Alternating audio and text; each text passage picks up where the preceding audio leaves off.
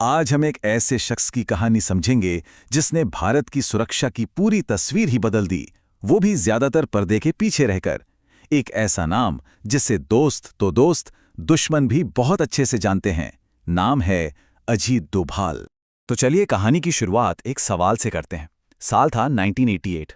अमृतसर की गलियों में एक रिक्शा वाला था, लेकिन उसकी नजरें सवारियों पर कम और कहीं और ज्यादा थी। असल में कोई आम रिक्शा वाला था ही नहीं, और उसका मिशन भारत के सबसे खतरनाक ऑपरेशंस में से एक बनने वाला था। अब देखिए उस वक्त माहौल कैसा था। सिखों का सबसे पाक स्थल स्वर्ण मंदिर एक बार फिर सैकड़ों हथियारबंद अलगाववादियों के कब्जे में था, और सरकार के जहन में 1984 के ऑपरेशन ब्लू स्टार की यादें ताज़ा थीं। वो ऑपरेशन जिसमें मंदिर को काफी नुकसान हुआ था। तो इस बार सरकार कोई गलती नहीं दोहराना चाहती थी। लक्ष्य बिल्कुल साफ था, मंदिर को छुड़ाना है, लेकिन बिना किसी की जान गंवाए। और ठीक इसी माहौल में उस रिक्शा वाले ने एक ऐसा दांव चला जिसके बारे में कोई सोच भी नहीं सकता था। वो सीधा अलगाववादियों के पास गया और बोला, मैं आईएसआई का एजेंट हूं, पाकिस्तान ने मुझे तुम्हारी मदद के लिए भेजा है। सोचिए कितना बड़ा रिस्क था ये।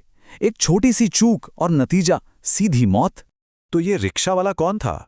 ये थे भारतीय खुफिया अधिकारी अजीत डोभाल, जो एक टॉप सीक्रेट मिशन पर थे। और उन्हीं की दी हुई एकदम सटीक जानकारी के दम पर ऑपरेशन ब्लैक थंडर 2 लॉन्च किया गया। और नतीजा कमाल का था। 9 दिन के इस ऑपरेशन के बाद स्वर्ण मंदिर पूरी तरह आज़ाद था। और सबसे बड़ी बात यह कि इसमें एक भी सैनिक या आम नागरिक की जान नहीं गई। तो अब सवाल ये उठता है कि एक पुलिस अफसर, देश का सबसे बड़ा जासूस और रणनीतिकार आखिर बना कैसे? चलिए इसी सफर को थोड़ा करीब से देखते हैं। सोचिए, सिर्फ 22 साल की उम्र में आईपीएस अफसर, और उसके सिर्फ 4 साल के अंदर ही एक ऐसी घटना हुई जिसने उनके करियर का रास्ता ही बदल दिया। थलेसेरी दंगों को जिस तरह उन्होंने अकेले दम पर शांत किया, उनकी इस काबिलियत पर दिल्ली में बैठे इंटेलिजेंस ब्यूरो के टॉप अफसरों की नजर पड़ी, और बस उन्हें सीधा आईबी में ले लिया गया। अब ये बदलाव कितना बड़ा था, ये समझना जरूरी है। देखिए, एक तरफ होता है पुलिस अफसर जिसका काम सबके सामने है, कानून व्यवस्था बनाए रखना, और दूसरी तरफ है एक खुफिया ऑपरेटिव जिसका काम ही है पर्दे के पीछे रहना, गुपचुप जानकारी निकालना और देश की बड़ी बड़ी रणनीतियों को आकार देना। मतलब दोनों में जमीन आसमान का फर्क था। तो ये थैलेसेरी दंगों में हुआ क्या था? देखिए, जहां बाकी के अधिकारी फोर्स इस्तेमाल करने की सोच रहे थे, डोभाल की सोच बिल्कुल अलग थी। वो सीधे दंगों के बीच गए, दोनों तरफ के नेताओं से उन्होंने बात की, और नतीजा सिर्फ एक हफ्ते में बिना कोई बड़ी कार्रवाई के बातचीत से ही हिंसा को खत्म कर दिया। बस ताकत की जगह दिमाग का इस्तेमाल करने की यही काबिलियत थी जो उन्हें इंटेलिजेंस ब्यूरो तक ले गई। आईबी में आने के बाद तो डोभाल ने ऐसे ऐसे मिशन किए जो आज भी खुफिया एजेंसियों की केस स्टडीज का हिस्सा हैं। मिसाल के लिए मिजोरम का किस्सा ले लीजिए। वहां मिजो नेशनल फ्रंट नाम का एक गुट अलग देश की मांग कर रहा था। अब डोभाल को वहां भेजा गया, लेकिन उन्होंने फौज नहीं बुलाई। इसके बजाय उन्होंने उस ग्रुप के 60 टॉप कमांडरों को पहचाना, फिर उनके और उनके लीडर के बीच जो अनबन थी उसका फायदा उठाया, गुपचुप मीटिंग्स की, और उन 7 में से 6 कमांडरों को भारत सरकार के पाले में ले आए। और नतीजा, बिना एक गोली चलाए वो पूरा का पूरा विद्रोही खत्म हो गया। शायद उनका सबसे खतरनाक और लंबा मिशन पाकिस्तान में था। पूरे 7 साल, सोचिए जरा, 7 साल तक वो एक पाकिस्तानी मुस्लिम बनकर रहे।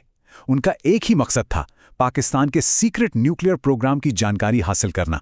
और इन 7 सालों में न जाने कितनी बार ऐसे मौके आए जब उनकी पहचान लगभग खुल ही चुकी थी, जब एक गलती का मतलब सिर्फ मौत था। और इसी मिशन से जुड़ा है ऑपरेशन काहूटा का मशहूर किस्सा। डोभाल को पता था कि न्यूक्लियर प्रोग्राम पर काम करने वाले साइंटिस्ट्स के बालों में रेडियो एक्टिव पार्टिकल्स मिल सकते हैं। तो उन्होंने क्या किया? उन्होंने एक साइंटिस्ट का पीछा किया नाई की दुकान तक, उसके बाल कटवाकर जाने का इंतजार किया, और फिर मौका देखकर दुकान से उसके कटे हुए बाल ही चुरा लिए।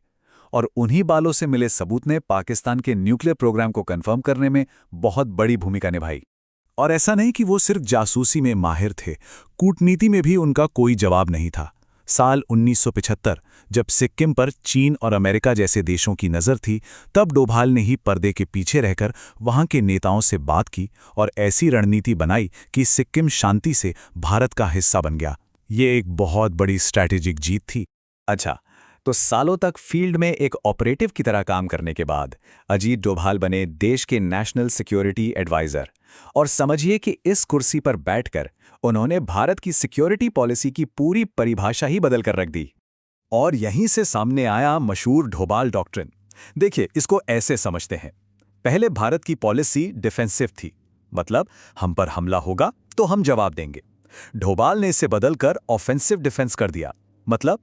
मतलब ये कि अब हम खतरे के अपनी सरहद तक आने का इंतजार नहीं करेंगे, बल्कि खतरे को वहीं जाकर खत्म करेंगे जहां से वो पैदा हो रहा है। ये एक जबरदस्त बदलाव था।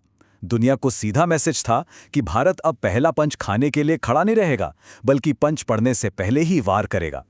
40 ये उन भारतीय नर्सों की गिनती है जो 2014 में इराक में आईसिस के कब्जे वाले इलाके में फंस गई थीं। इस पूरे रेस्क्यू मिशन का प्लान खुद डोभाल ने बनाया था। वो खुद ग्राउंड पर हालात देखने के लिए इराक गए और उन्हीं की रणनीति से सभी 46 नर्सों को सुरक्षित भारत वापस लाया गया। 2016 ये वो साल था जब उरी हमले के बाद सर्जिकल स्ट्राइक हुई। ये ऑफेंसिव डिफेंस वाले डोभाल डॉक्ट्रिन का जमीन पर पहला और शायद सबसे बड़ा सबूत था, और इस पूरे ऑपरेशन की निगरानी भी सीधे डोभाल ही कर रहे थे।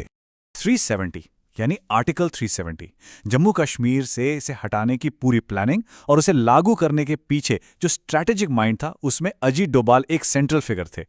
तो सवाल यह है कि अजीत डोभाल की विरासत क्या है? दशकों तक जो उन्होंने काम किया उसका देश पर असर क्या पड़ा? लोग उन्हें इंडिया का जेम्स बॉन्ड भी कहते हैं और चाणक्य भी।